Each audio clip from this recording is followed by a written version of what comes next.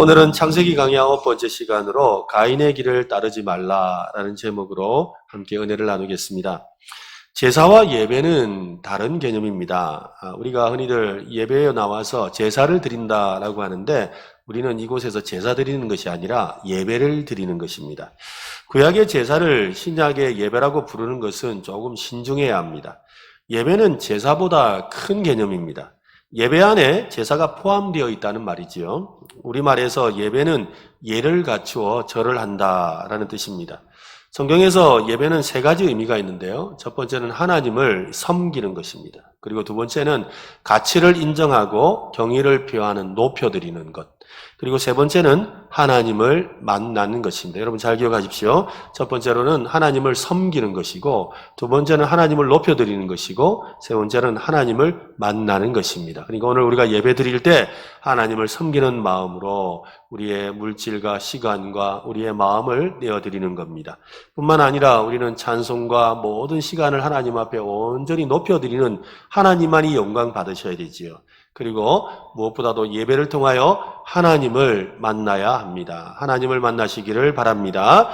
예배란 하나님께 영광을 돌려드리는 것입니다. 예배는 하나님께서 경배와 찬양을 받기에 합당하시다는 것을 인정하고 시간과 물질과 같은 구체적인 것으로 돌려드리는 것입니다. 어떤 분은 예배는 역설로 가득 차 있다라고 합니다. 예배는 높임과 낮춤이 필요하다는 거죠. 예배는 하나님을 높이고 자신을 낮추는 것입니다. 예배는 은혜와 의무가 조화를 이룹니다. 예배 가운데 한량없는 은혜가 쏟아부어지지만 정성껏 준비해서 드리는 의무가 반드시 따라야 합니다. 예배는 기쁨과 애통이 함께하지요. 복음으로 인하여 기뻐하고 자신의 죄로 인해 애통하는 시간입니다. 예배는 또한 용서와 책망이 반복됩니다. 예배 가운데 운행하시는 성령님께서 용서의 은혜를 주시고 또 죄를 깨닫도록 책망하시기 때문이지요. 예배는 또한 오라와 가라를 요청합니다. 예배는 목마른 자들아 다 이리로 오라고 초청하고 있지만 또한 가라 세상으로 라고 우리를 파송하기도 하기 때문입니다. 예배는 하나님의 언약을 기억하는 자리입니다. 한번 따라해 볼까요? 하나님의 언약을 기억하는 거룩한 자리다. 예배의 뜻이랍니다. 하나님의 약속을 근거로 우리는 예배하죠. 저는 개인적으로 이 하나님의 언약을 기억하는 거룩한 자리라는 이 정의를 알게 되었을 때 오늘 본문에 나오는 가인과 아벨의 제사에 대해서 오랫동안 가졌던 몇몇 가지 그 의문 중에 한 가지가 풀렸습니다. 아직 그들에게는 율법이 주어지지 않았습니다. 하나님이 제사를 어떻게 지내라, 하나님 앞에 제사를 지내는 때는 어떻게 해라 라는 구체적인 율법이나 계명이 주어지지 않았다는 말입니다. 하나님께서 그들에게 아직 근거 제사 지내라고 명령도 하신 것 같지는 않습니다. 성경에 나오지 않으니까요. 그런 상황에서 어떻게 가인과 아벨은 하나님께 제사를 지내게 되었을까요? 어떻게 하나님이 기뻐하실 만한 그토록 기특한 일을 하게 되었을까요? 우리는 오늘 말씀에서 조그마한 실마리를 발견하게 됩니다. 2절과 3절 말씀을 다시 한번 보십시오. 그가 또 가인의 아우 아벨을 낳았는데 아벨은 양치는 자였고 가인은 농사하는 자였더라. 3절 세월이 지난 후에 가인은 땅의 소산으로 제물을 삼아 여호와께 드렸고 가인의 직업은 농사를 짓는 농부고 아벨의 직업은 양을 치는 목자입니다. 그들은 세월이 지난 후에 각자의 소산을 제물로 삼아서 하나님께 제사를 드렸다라고 하지요. 여기서 제물이라는 이 단어는 히브리 말로 민하라는 단어인데요. 선물, 공물 이런 뜻입니다. 즉 하나님 앞에 선물을 드렸다는 거예요. 이 공물이라는 것은 높은 왕이나 어떤 존귀한 분에게 드리는 선물을 공물이라고 표현하지요. 이 선물을 통해서 존경과 복정을 상징하고 있는 것입니다. 그들은 어떻게 해서 각자의 소산으로 여호와께 드릴 생각을 했겠습니까? 아마도 아담과 하와가 모범을 보여주었기 때문이지 않을까라고 생각합니다. 아담과 하와에게는 하나님을 향한 그런 신실한 마음이 남아 있었습니다. 에덴의 동쪽에서의 삶은 이제는 하나님을 그들이 스스로 찾아야 되죠. 하나님이 찾아오시는 것이 아니라 이제 그들이 하나님을 찾아야 합니다. 그래서 하나님을 찾는 방법으로 제사를 지냈던 것 같습니다. 그들은 하나님의 그 언약을 기억하며 하나님께서 그들에게 주신 그 말씀을 기억하고 하나님을 찾아서 하나님께 예배했다는 거지요. 그 아담과 하와는 에덴의 동쪽에서 농사를 지어서 또한 가축을 키워서 그것을 가지고 하나님 앞에 예배하는 삶을 먼저 살았던 것이지요. 그것을 지켜보았던 이 가인과 아벨은 부모의 그 모범을 따랐다는 것입니다. 실제로 그들이 이제 장성해서 자기들 스스로가 농사를 짓고 목축을 통해서 소산을 얻게 되자 부모의 모범을 따라서 하나님께 제물을 드리고 있습니다. 그렇습니다. 부모의 모범이 참 중요합니다. 여기 대부분이 다 부모님들이시지요. 특히 신앙생활에 있어서 부모의 이 모범은 너무나도 중요합니다. 지금까지 제가 목회를 하면서 깨달은 것은 부모의 신앙을 자녀가 본받는다는 겁니다. 복받는 일을 알아서 하는 성도님들이 있어요. 참 어떻게 저렇게 믿음 생활을 잘하나, 참 복받을 일만 골라서 하네 싶은 그런 마음이 드는 분이 있어요. 그런데 그분과 만나서 대화하다 보면 꼭 여지없이 하는 말이 부모님에게서 배웠다는 거예요. 부모님이 그렇게 하라고 했다는 거예요. 그리고 어렸을 때 보니까 부모님이 그렇게 하시더라는 거예요. 근데 또 반대로 복이 안 되는 일만 일삼는 그런 사람도 있습니다. 어떻게 복 안 받을 줄만 고사서 하는지 참 기가 막힙니다. 그런데 그분도 만나서 이야기 들어보면 부모님이 교회에 대해서 부정적인 생각을 가지고 있어요. 그리고 늘 목회자나 또한 교회에 대해서 나쁜 이야기를 집에서 많이 하는 그런 분이셨다는 것을 듣게 될 때가 있습니다. 그럴 때 참 마음이 안타깝지요. 부모 여러분, 우리가 가르쳐야 될 제일 첫 번째는 하나님을 예배하는 것입니다. 우리가 온전하게 예배하고 우리의 온전하게 예배하는 모습을 우리 자녀들이 본받아서 하나님의 복을 많이 받았으면 좋겠습니다. 자녀들에게 모범을 보여주는 우리 은혜로운 교회 성도들이 되면 좋겠습니다. 어릴 적부터 들었던 이 가인과 아벨의 제사와 관련된 말씀을 생각해보면 늘 궁금증이 많았습니다. 왜 하나님이 가인의 제사를 받지 않으셨을까? 왜 하나님이 아벨의 제사만 받으셨을까? 궁금한데 성경에서 쉽게 답을 찾기가 어려운 것 같았습니다. 그래서 목사님의 설교를 또 열심히 듣지요. 듣다 보면 목사님의 말씀을 통해 은혜는 받는데 제가 장성하고 또 성경을 공부하고 나서 보니까 조금 다시 한번 생각해 봐야 될 문제가 있더라는 겁니다. 가인과 아벨의 제사와 관련해서 사람들이 가장 많이 이야기하는 것은 바로 무엇을 드렸느냐에 초점이 맞추어져 있습니다. 하나님께서 가인의 제물을 받지 않으시고 아벨의 제물을 받으신 것은 잘못된 제사를 드렸기 때문이다라고 하지요. 그래서 이 아벨은 양을 잡아 드렸기 때문에, 즉 희생 제사, 피를 흘리는 제사를 드렸기 때문에 하나님이 받으셨고, 또 가인은 곡식을 가지고 드렸기 때문에 피가 동반되지 않았기 때문에 하나님이 받지 않으셨다라고 합니다. 이 말은 들으면 참 맞는 것 같아요. 또 그리고 예수님의 십자가까지 연결하면 와 진짜 그렇네라고 생각되지만 구약의 제사 중에는 반드시 피로만 드리는 것은 아닙니다. 소제라는 것이 있는데 이건 실제로 곡식으로 드리는 제사도 있습니다. 그러니까 어떤 이 피로 드렸느냐, 피가 있는 제사냐 없느냐의 문제는 아니라는 것이지요. 오늘 말씀을 우리가 진지하게 읽어본다면 이것이 지나친 해석이라는 것을 금방 알 수가 있습니다. 오늘 말씀은 예배의 형식과 방법을 말하지 않습니다. 형식과 방법, 어떤 제물을 드리느냐에 관심이 있지 않습니다. 그것보다는 하나님이 왜 받지 않으신 이유가 무엇인가를 잘 설명해 주려고 하지요. 정답부터 말씀드리려면 히브리서 말씀을 봐야 합니다. 히브리서 11장 4절 말씀인데요. 믿음으로 아벨은 가인보다 더 나은 제사를 하나님께 드림으로. 무엇으로 드렸다고요? 믿음으로. 그죠? 믿음으로 드림으로 의로운 자라 하시는 증거를 얻었으니 하나님이 그 예물에 대하여 증언하심이라. 그가 죽었으나 그 믿음으로써 지금도 말하느니라. 이 말씀은 아벨과 가인이 드린 제물의 결정적인 차이는 믿음이 있느냐 없느냐에 있다라고 하지요. 오늘 말씀을 읽을 때 우리가 쉽게 놓치는 부분이 있습니다. 오늘 본문 4절과 5절을 다시 한번 보십시오. 아벨은 자기도 양의 첫 새끼와 그 기름으로 드렸더니 여호와께서 아벨과 그의 제물은 받으셨으나 가인과 그의 재물은 받지 아니하신지라. 가인이 몹시 분하여 안색이 변하니. 여러분, 여기에 중요한 게 있죠. 하나님은 가인의 재물과 아벨의 재물이라 하지 않으셨어요. 뭐라 그러셨다고요? 아벨과 그의 재물, 또 가인과 그의 재물. 즉 하나님은 그 가인이 드리고 아벨이 드리는 재물과 함께 실제로 관심 있는 건 뭐라는 거예요?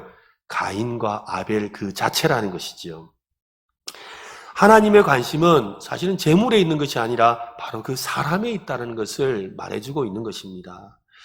얼마 전에 대학부 수련회에서 말씀을 전했는데요. 수련회가 끝나고 한 2주 정도 지났는데 이 대학부에서 이렇게 조그마한 선물을 저에게 보내왔더라고요. 그 선물에 보니까 핸드워시, 손을 씻는 세제인데 그거랑 그 편지를 하나 이렇게 적어서 보냈습니다. 사랑하는 이창용 목사님께 여름 수련회 말씀을 통해서 복음이 무엇인지 정리해 주시고 뜨겁게 찬양과 기도를 인도해 주셔서 많은 친구가 제자로 살기를 다짐할 수 있었습니다. 이 다짐이 앞으로의 인생 가운데 계속되어서 제자로 살 수 있도록 기도해 주세요 라고 하면서 아니 한 2주가 지났는데 또 이렇게 선물을 보낸 거예요. 그래서 아니 왜 이렇게 수련회 다 지났는데 선물을 보냈냐라고 대학부 회장에게 물어보니까 시간이 지날수록 수련회 때 받은 은혜가 자꾸만 더 깊어지고 우리 대학부 약당의 우리 청년들이 자꾸 하나님을 더 사랑하게 되는 것을 보면서 너무 감사해서 그 감사한 마음을 어떻게 하든 표현하고 싶어서 이렇게 편지에다가 조그마한 선물을 보냈다라고 이야기를 하더라고요. 작은 선물이라도 그 사람의 마음이 담긴 선물을 받으면, 그죠? 그 사람을 받은 것 같지요. 그렇지 않습니까? 아무리 좋은 걸 받아도 사람이 빠져 있으면, 사람의 그 사랑이 빠져 있으면 참 힘들어요. 그런데 작은 선물이라도 그 속에 마음이 담겨 있으면 참 행복하고 감사하지요. 하나님은 재물보다 그 재물을 바치는 사람에게 더 관심이 있습니다. 하나님은 가인이라는 사람을 받을 수가 없어서 그의 재물을 받지 않으신 겁니다. 우리도 그 사람이 싫으면 그가 가져온 선물 아무리 좋아도 됐다 해라. 안 받는다는 거예요. 이거 좀 받으세요. 됐다 해라. 안 받는다. 안 받는다고요. 그래 옆에서 보니까 옆에 지켜보는 사람이 너무 좋은 걸 주는 거예요. 그러니까 뭐라 그래요? 야, 아무리 싫어도 선물은 받아라. 선물이 너무 좋으니까 아무리 싫어도 선물은 받고 싫어해라. 그러죠. 그만큼 선물이 좋아도 됐다. 안 받는다. 내가 뭐하러 받노? 내가 그 인간이 싫어서 안 받는데. 이런단 말이에요. 그죠? 사람이 싫으면 아무리 선물이 좋아도 받고 싶은 마음이 없어요. 그렇다면 여러분, 하나님은 왜 가인을 받을 수가 없으셨을까요? 지금 하나님이 가인의 재물을 받지 않으신 것은 가인을 받지 않으신 건데 왜 하나님이 가인을 받지 않으셨냐는 거죠. 그 이유를 짐작해 볼 만한 그런 모습이 나옵니다. 5절 말씀에 보면 가인이 몹시 분하여 안색이 변했다라고 합니다. 하나님께서 자신의 제사를 받지 않으시고 아벨의 제사만 받자 안색이 변하여 아주 분한 모습을 하고 있다는 거지요. 이 어떤 분이 이렇게 풀이를 하는데요. 사람이 화가 나면 얼굴에 표시가 나지 않습니까? 가슴에 가인의 눈은 핏기가 감돌고 코에는 콧김이 이랬다는 거예요. 그리고는 이는 이러면서 이가 실룩실룩하면서 입술이 막 실룩실룩하고 안색이 변해서 울그락불그락하는 하나님 앞에서 가인의 얼굴이 그랬다는 겁니다. 나름 정성껏 준비한 예물을 하나님께 드렸습니다. 그런데 하나님이 아벨의 것은 받으시고 자기의 재물은 받지 않으셨습니다. 여러분, 이것이 화를 낼 만한 일일까요? 여러분 생각 어떻습니까? 오늘 여러분이 하나님 앞에 정성껏 예물을 드립니다. 재물을 드렸는데 하나님이 안 받으셨대요. 여러분, 이때 여러분 화가 날까요? 어떻습니까? 화를 낼 만한 일입니까? 왜 받지 않느냐고 따져 물어야 될 일일까요? 여기에 가인의 문제가 있는 것입니다. 마치 주면 고맙다고 받을 것이지 좋다 나쁘다 어디 그런 소리를 합니까? 나는 주고 당신은 받고 당신은 고마워하고 나는 기뻐하고 이 정도라도 드리는 걸 다행으로 생각하시고 그냥 받으세요. 가인은 마치 이렇게 말하는 것처럼 보인다는 거예요. 그런 마음 때문에 그가 지금 몹시 분하고 안색이 변한 것이지요. 가인은 하나님이 자기의 재물을 받지 않으셨음을 그가 만약에 알았다면, 저와 여러분 같다면, 그죠? 태도가 좀 다르지 않겠습니까? 먼저는 걱정스럽고 불안한 마음으로 스스로에게 물어보겠죠. 하나님이 받지 않으신 이유가 무엇일까? 왜 아벨의 금만 받으신 걸까? 내가 드린 제물에 무슨 문제가 있나? 아벨은 도대체 어떻게 드린 거야? 찾아가서 한번 물어볼까? 이런 생각을 하는 것을 당연하지 않겠습니까? 하나님은 이런 생각을 하는 것을 선을 행하면이라고 6절에서 말씀하고 있습니다. 즉 하나님 앞에서 하나님을 생각하며 하나님이 받으시는 거에 관심을 갖는 그 모습을 선을 행하면이라고 말한 거지요. 그런데 가인에게는 전혀 그런 마음이 없습니다.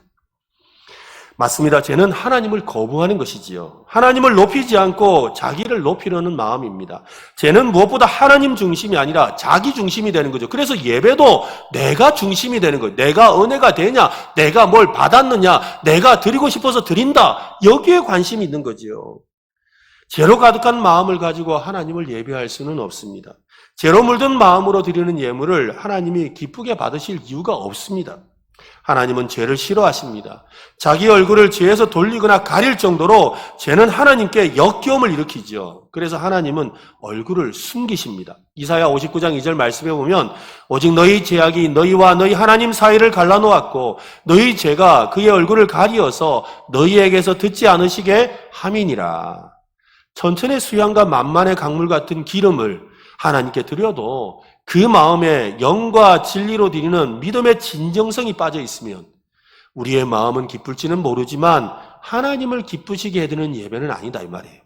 여러분 오늘 이 예배가 내 마음이 기쁜 것이 문제가 아닙니다. 하나님이 기쁘셔야 합니다. 하나님이 기뻐하시는 예배를 드리는 게 중요한 거예요. 하나님이 기뻐하시는 것 때문에 내가 기쁜 것이지 내가 마음에 들고 내가 좋아하는 예배를 드리는 게 중요한 게 아니에요. 하나님이 기뻐하시는 참된 예배를 드리는 저와 여러분 되시기를 바랍니다. 그렇습니다. 하나님이 기뻐하시는 걸 보고 우리도 기뻐해야 되는 거죠. 소중한 것을 애써서 드렸는데 받지 않으시고 드린 희생에 합당한 복과 은혜를 받지 못한다면 그것만큼 손해가 되고 억울한 일이 어디 있겠습니까? 오늘 날씨도 흐리고 날도 이런데 이렇게 교회 나와서 몸도 찌뿌둥한데 나왔는데 여러분 나와서 은혜도 못 받고 영 기분도 안 좋고 뭐 이래가지고 또 하나님이 또 안 받았다 너 예배 안 받는다 라는 그런 말씀을 하시면 얼마나 마음이 안타깝겠습니까? 차라리 집에서 잠이라도 푹 잘 걸. 그렇지 않습니까? 얼마나 손해가 되고 안타까운 일입니까? 여러분이 귀한 자리 나오셨어요. 귀한 헌신의 마음을 가지고 나오셨습니다. 하나님께 참되게 예배하시기를 바랍니다. 그래야 정말 하나님이 기뻐하시는 참된 예배, 정말 믿음으로 드리는 그리고 하나님의 영광이 되는 그런 예배를 드리는 저와 여러분 되시기를 바랍니다. 모두가 인정할 만큼 정결하고 또 경건하게 일생을 살아온 한 수도사가 있습니다. 마귀들이 그를 시험하고 한번 유혹해 보려고 작정을 했습니다. 그래서 그의 경건 생활을 방해하려고 기도하고 있을 때 옆에 가서 자꾸 뭐라고 속삭이는 거예요. 그러면서 돈으로 시험도 하고 여자로 시험도 하고 또한 직분, 직위로 시험도 하고 별의별 방법을 다 썼지만 이 수도사는 끄떡도 하지 않는 거예요. 요지부동이에요. 그냥 가만히 자기 하나님 앞 기도만 하는 거예요. 이걸 보고서 마귀들이 너무 답답해하죠. 도대체 저 수도사를 어떻게 이길 방법이 없나 이러고 있는데 한 마귀가 내가 해보겠습니다 하고 나타났어요. 그리고는 이 마귀가 수도사에 가가지고 수도사님 이러면서 뭐를 속삭였어요. 그러자 갑자기 이 수도사가 뭐라고? 이러면서 주먹을 불거지고 자리에서 벌떡 일어나서 말이 되는 소리야! 이런 거예요. 그러자 마귀들이 와! 성공했다고 이랬죠. 그래서 이 다른 마귀들이 묻죠. 아니 도대체 저 수도사에게 뭐라고 속삭인 겁니까? 뭐라고 한 겁니까? 라고 하니까 이 수도사를 이렇게 흥분하게 만든 이 마귀가 이야기하죠. 오늘 당신의 동생이 알렉산드리아의 주교가 되었습니다.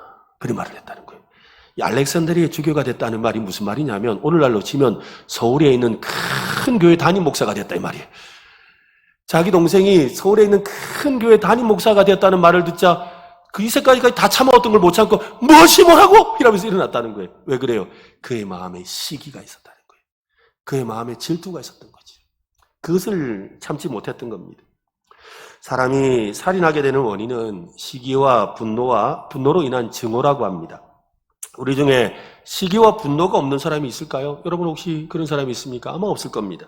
모든 사람에게 살인의 본능과 살인자의 DNA가 있다는 말이지요.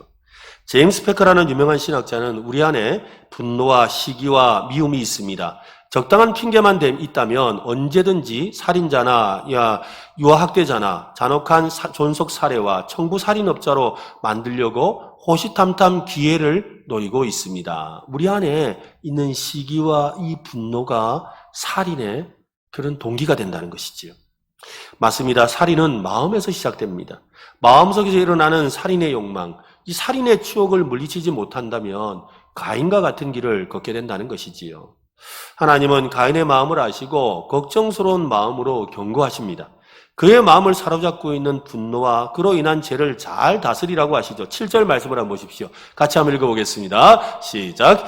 네가 선을 행하면 어찌 낯을 들지 못하겠느냐. 선을 행하지 아니하면 죄가 문에 엎드려 있느니라. 죄가 너를 원하나 너는 죄를 다스릴지니라. 그렇습니다, 여러분.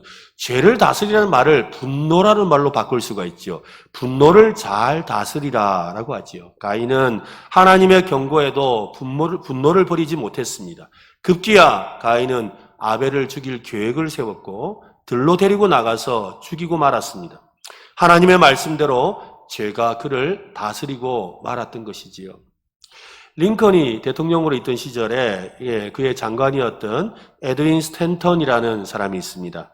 그 사람이 자기 맡은 이 부서에 인사를 했는데 인사를 하고 나서 그 부하에 있는 장군 중에 누가 아니 당신이 지금 자기 아는 사람만 세우고 코드 인사를 하고 또 자기 필요한 사람들만 정치적으로 세우는 아주 나쁜 인사를 하고 있다면서 막 문제를 삼았어요. 그런데 이 스탠턴은 나름 정직하게 한다고 한 일인데 그런 일이 생기니 너무 억울한 거지요. 그래서 이 대통령에게, 링컨 대통령에게 찾아가서 나 지금 너무 억울합니다. 내가 정말 대통령이 보시기에도 내가 정직하게 하지 않았습니까? 정말로 실력대로 한 건데 왜 내가 이런 소리를 들어야 되는지 모르겠습니다. 그러면서 이 사람이 너무 신랄하게 비판하는데 도저히 참을 수가 없습니다. 어찌하면 좋겠습니까? 라고 했지요. 그러자 링컨 대통령은 이 자기를 비난하는 그 장군에게 편지를 좀 쓰라 그랬어요. 근데 편지를 쓰는데 아주 독한 내용으로 그 사람 욕하는 편지를 좀 쓰라고 그랬어요. 그 막 비난하고 비판하는 그런 욕을 하는 그런 편지를 쓰라고 그랬어요. 그래서 대통령이 쓰라 하니까 이 스탠턴이라는 장관이 아주 분노를 담아서 자기 속에 있는 모든 분노를 쏟아내는 그런 편지를 써가지고 그리고 대통령님 요만큼 쓰면 되겠습니까? 하고 보여줬어요. 링컨에게 이만큼 쓰면 되겠습니까? 하고 보여주니까 대통령이 읽고 나더니 와 스탠턴 장군 정말 이 장관 정말 잘 썼네요. 정말 이 필체에 힘이 느껴지고 와 대단합니다. 정말 잘 썼습니다. 그러니까 이 스탠턴이 괜히 이렇게 좀 기가 살았죠. 그래요. 그러더니 갑자기 대통령이 그래요. 근데 이 편지 어떻게 할 겁니까? 그래요. 아니 썼으니까 보내야죠. 그러니까 이 링컨 대통령이 무슨 소리 보내면 안 돼요. 무슨 소리 합니까? 그러니까 아니 편지는 쓰라고 쓴 거 아닙니까? 보내려고 쓴 거 아닙니까? 보내면 안 돼요. 링컨이 그런 거예요. 그러면서 말하죠. 그거 얼른 불에 집어넣으세요. 저는요 화가 나 있는 상태에서 쓴 편지를 언제나 그렇게 합니다. 편지를 아주 잘 쓰셨더라고요. 장관께서 편지를 쓰면서 좋은 시간을 보냈고 기분도 나아졌지요. 이제 그 편지를 불태우고 다시 다른 편지를 쓰세요. 그분을 위해서 좋은 말을 하는 편지를 쓰라고요. 라고 이야기하는 겁니다. 오늘날 각종 뉴스에서 분노를 조절하지 못해서 일어나는 참담한 일들을 우리는 듣고 있습니다. 아파트의 층간소음 때문에 저 올라가서 내려와서 막 온갖 살인을 행하는 일들이 일어나고 주민이 세입자의 민원을 제때 해결해주지 않는다고 살인을 행하고 자동차 클락션을 크게 눌렀다고 막 야구 방망이를 들고 나와가지고 막 차를 부셔버리고 얌체처럼 끼어들기를 했다고 막 달려가서 그대로 쳐박아 버리고 심지어 자신을 이유 없이 쳐다봤다고 화를 참지 못해서 행하는 많은 일을 우리는 보고 있지 않습니까?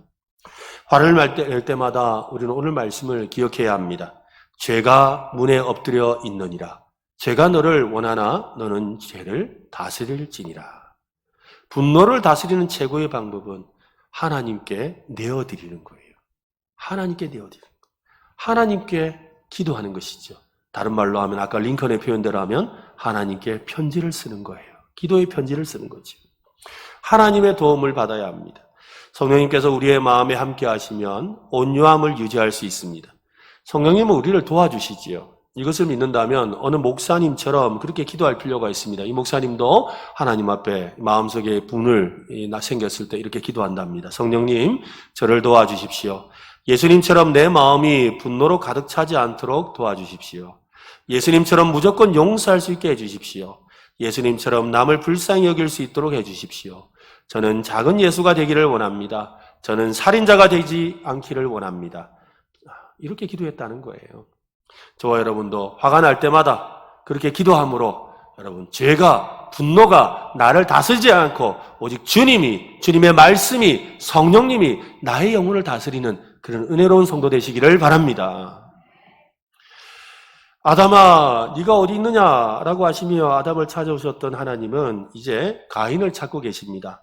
그리고 가인에게 묻죠. 네 아우 아벨이 어디 있느냐? 네가 무엇을 하였느냐? 여호와 하나님은 반드시 죄에 대한 책임을 물으시지요. 가인은 정직하지 못합니다. 내가 알지 못합니다. 왜 몰라요? 자기가 쳐 죽여놓고는. 나 몰라요. 그러죠. 그리고는 더 큰 소리 하죠. 내가 아우를 지키는 자입니까? 참 뻔뻔한 이야기죠. 자기가 죽여놓고는 내가 아우를 지키는 자입니까? 그렇게 말을 하는 거예요. 그는 거짓말을 하고 있죠. 아우의 행방에 대해서 내가 알지 못하는 일이라고 딱 잡아떼고 있습니다. 심지어 내가 아우를 지키는 자입니까? 라고 하면서 자신의 죄를 감추고 하나님께 짜증과 화를 내고 있습니다. 거짓말을 하고 능청을 떨고 심지어는 하나님께 화를 내고 있지요. 가인은 오히려 하나님을 책망하고 있습니다. 하나님이 지켜야 돼요. 내가 지키는 게 아니라 하나님이 아벨을 지키셨어야 돼요. 하나님이 아벨을 보호하셨어야지요. 라고. 자기가 지금 죽여놓고는 하나님이 지켜주셨어야죠. 하나님 뭐 하셨어요? 라고 하면서 하나님을 오히려 책망하고 있는 것이지요. 도대체 하나님은 뭘 하셨냐고 말입니다. 하나님은 내 아우의 핏소리가 땅에서부터 내게 호소하느니라 라고 말씀하지요. 이 말씀은 움직일 수 없는 증거 앞에 어떠한 편견이나 부인도 할 수 없다라고, 내가 다 보았다고, 내가 다 들었다고 말씀하시는 거죠. 가인은 하나님의 심판에 대해서 불평을 늘어놓습니다. 조금도 회개할 마음이 없어요. 오늘 보면 어디에도 가인이 아이고 하나님 잘못했습니다. 아이고 한 번만 봐주세요. 그러려는 마음이 아니었는데요. 이러면서 이런 마음, 비는 마음 하나도 없어요. 당당합니다. 처음부터 끝까지 당당하죠. 당당한 수준이 아닙니다. 그것을 넘어서요. 그는요, 오히려 당당해서 어떻게 하냐면, 하나님, 어찌됐건 내가 죽였는데, 어떡하겠어요? 이제부터 나 도와줘야죠. 뻔뻔하죠. 어떻게든 내가 아들, 동생 죽였습니다. 그런데 이제부터 나 어떻게 살라고요? 하나님 날 도와줘야 돼요. 지금 이런다는 거예요. 하나님을 떠나서 죄악 가운데 머물며 얼마나 파렴치한 모습을 하는지를 보여주죠. 14절 말씀을 한번 보십시오. 같이 한번 읽어봅시다. 시작. 주께서 오늘 이 지면에서 나를 쫓아내시온즉 내가 주의 낯을 배웁지 못하리니 내가 땅에서 피하며 유리하는 자가 될지라 물은 나를 만나는 자마다 나를 죽이겠나이다. 아니 지금 자기 동생을 죽인 살인자가 자기가 죽임을 당할까 봐 두려워하죠. 지가 남 죽인 건 생각 안 하고 내 죽을까 봐 걱정하고 있는 거예요. 세상에 이게 말이 됩니까 여러분? 자기 살아가는 동생을 죽여놔놓고는 뭐라고요? 누가 날 죽이면 안 돼요. 나 어디 가다가 사람들이 날 죽이면 어쩌려고 그럽니까? 하나님, 그걸 그냥 두신단 말이에요. 이러는 거예요. 말이 됩니까? 땅에서 피하며 유리하는 자로 그는 살아야 합니다. 그는 더욱 하나님의 임재에서 멀어지는 에덴의 동쪽에서 방랑의 삶을 살게 될 겁니다. 하나님은 진노 중에라도 긍휼을 베푸시는 분이지요.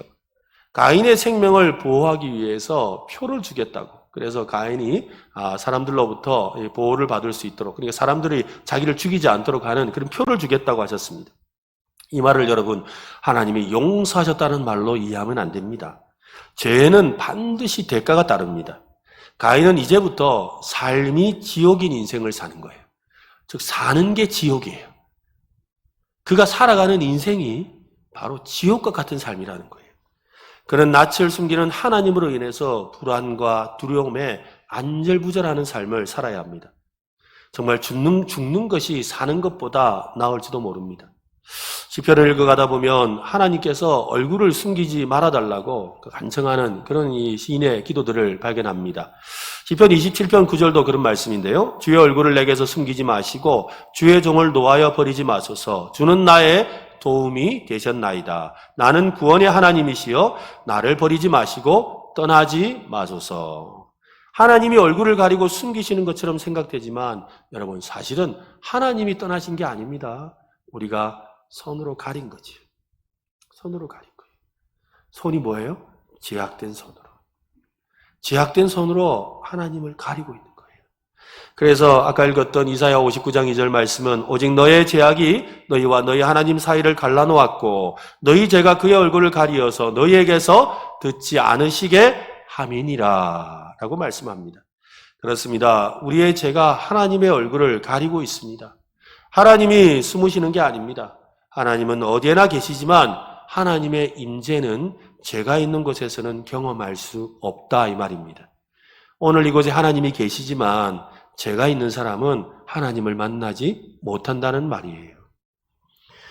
그러나 성령님께서 함께 하시면 성령님께서 회개할 마음을 주시고 우리의 마음에 빛을 비춰주시면 얼마든지 우리는 밝은 눈으로 하나님의 얼굴을 볼 수가 있습니다. 오늘 우리의 심령에 성령 하나님께서 깨끗하게 해주셔서 회개의 영을 주셔서 하나님의 얼굴을 보는 은혜가 임하시기를 바랍니다. 예수님도 마음이 청결한 자는 하나님을 볼 것이라고 하셨습니다. 여러분 우리에게는 두 가지의 길이 있습니다. 가인의 길과 예수님의 길입니다. 가인의 길은 하나님을 거역하고 사람들을 하나님에게서 멀어지게 하는 길입니다. 그러나 우리 앞에는 새로운 길이 있지요. 예수님이 먼저 걸으셨고 우리에게 걸으라고 하시는 예수님의 길입니다. 예수님은 자신을 길이요 진리요 생명이다 라고 하시면서 자기를 말미암지 않고는 아버지를 만날 수도 아버지께 갈 수도 없다라고 하셨습니다. 예수님의 길을 걸어야 하나님을 만날 수 있고 하나님의 돌봄과 보호를 받을 수 있는 것이지요. 가인은 자신의 죄 앞에서 오히려 더 당당하고 또한 죄의 다스림을 받아서 눈과 귀가 가려진 채로 하나님의 얼굴을 보지 못하는 삶을 살았습니다. 그러나 예수님은 죽기까지 자기를 내어주시고 하나님의 말씀에 순종하심으로 말미암아 하나님의 길을 많은 사람들에게 보여주는 삶을 살았습니다. 오늘 우리도 가인의 길이 있고 예수님의 길이 있습니다. 이왕이면 예수님의 길을 걸어갈 수 있기를 바랍니다.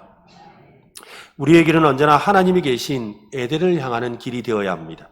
재미있는 사실은 이 성경에서 이 동쪽으로 가는 길과 서쪽으로 가는 길을 이렇게 묘사할 때가 많습니다. 동쪽으로 가는 길은 방황의 길이고 타락의 길입니다. 그런데 하나님으로부터 벗어나는 길이지요. 그러나 서쪽으로 가는 길은 하나님을 찾는 길이고 하나님께로 돌아오는 길입니다. 성경에서 보면 동쪽에서 출발해서 서쪽으로 가라고 하는데요. 아브라함 같은 경우 보면 동쪽 하란에 살았어요. 하란에 살다가 서쪽 가나안으로 오게 돼요.